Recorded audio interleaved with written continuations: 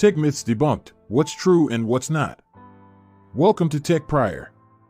When it comes to using computers and other forms of information technology in the comfort of one's own home most fluidly and effectively possible, experience, knowledge, tests, and study are of the utmost importance.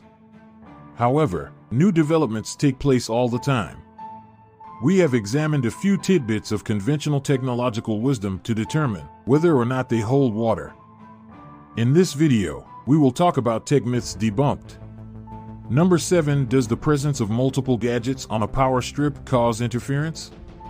It is a common piece of advice that you should avoid plugging some electronic devices into a power strip alongside other appliances. In that case, they would be said to interfere with one another.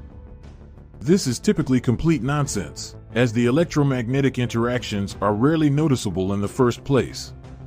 Even if a single fuse is responsible for multiple rooms, it is still likely that multiple appliances will be connected to the same circuit. However, the sum of the power required by all of the appliances plugged into a power strip must be considered. At the moment, this must not exceed 3,000 watts, but this is only a realistic concern for appliances that are used for heating. The coffee machine, the kettle, the toaster, the fan heater, the washing machine, and the dishwasher should each be plugged directly into a wall socket. Parallel operation on multiple distributors should also be avoided. On the other hand, personal computers, monitors, televisions, and other items associated with information technology do not run the risk of overloading. Even more so, we advocate using a multiple outlet power strip that also has surge protection built in. Number 6. Should you conceal the SSID of your Wi-Fi network? Even if the SSID is configured to be hidden in the router, it is still possible for hackers to easily discover the name of a Wi-Fi radio network by using the right tools. Therefore, this belief is unfounded. It is of much greater significance to defend your Wi-Fi network by employing WPA3 encryption and creating a password that is both secure and appropriately lengthy. Regardless of this fact, using concealed SIDs will result in the following issues. Because you have to manually key in the name of the network when you log on for the first time, the process of logging on is more difficult. In addition, several portable electronics are not capable of establishing a connection to an invisible Wi-Fi network. If you want to watch more videos like this, kindly like, share, and subscribe to our YouTube channel. Number 5. Is it safe to constantly put batteries through the charging process? No, the reduction in capacity that results from early charging is something that affects nickel-cadmium batteries, which were very widespread in the past. There is no longer an occurrence of the memory effect when using current lithium-ion and lithium polymer batteries. Even though batteries have become less sensitive over time, they can still be damaged by being discharged completely and repeatedly. It is considered to be on the moderate side when the charge level is between 20 and 80%. Therefore, try to remember to charge your electronic devices before the battery entirely runs out. Number 4. According to the rumors, USB-C communicates everything. Not, because the USB-C standard leaves a lot of room for customization. Therefore, one Type-C port is not the same as another in any way, shape, or form. It is only possible to learn the functionalities of a device, or even individual socket support, by consulting the handbook or an expanded product description. Because even the various symbols that are in theory standardized don't get used in the same way by all of the different manufacturers.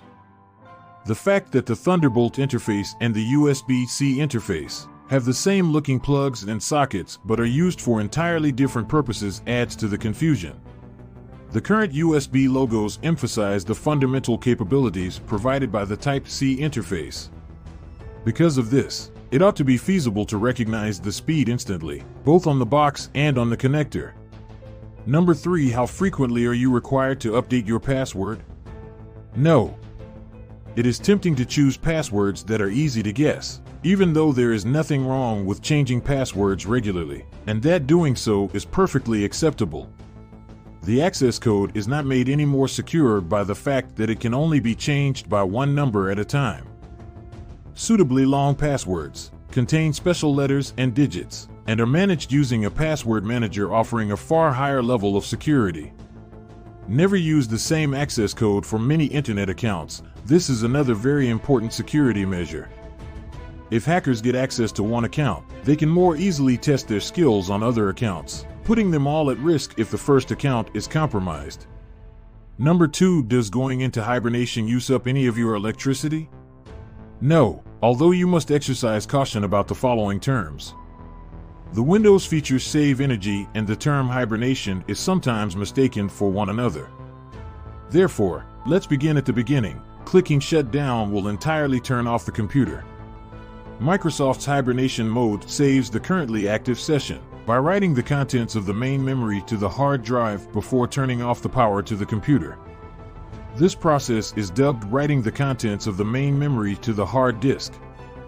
Windows does not perform a full reboot when it is turned back on, rather, it reads the RAM file from the data media. This is far quicker than beginning anew, and in addition, you may pick up working precisely where you left off the last time. This also applies to the mode that saves energy, but it ensures that the most recent Windows session is stored in the RAM. This consistently uses up some of the available energy. When using a notebook in battery mode, this will eventually result in the battery running out of power. Be aware that any data that has not yet been saved will be lost if the battery dies. Number 1, you can remain anonymous when using the private mode of the browser. Sadly, you are incorrect in this assessment. Even if the browser's private mode may save less information about you, using it does not make you anonymous when you are browsing the internet. A great number of online services can identify your browser and, by extension, you through the use of individual fingerprints, which refers to the one-of-a-kind combination, or fingerprint, of several characteristics of your computer. Even using a virtual private network, VPN, or an ad blocker won't stop this from happening. However, the accuracy of fingerprinting can be compromised by techniques like anonymization and randomization, which either change the fingerprint in a way that is not particular to the individual or alter it in a targeted manner.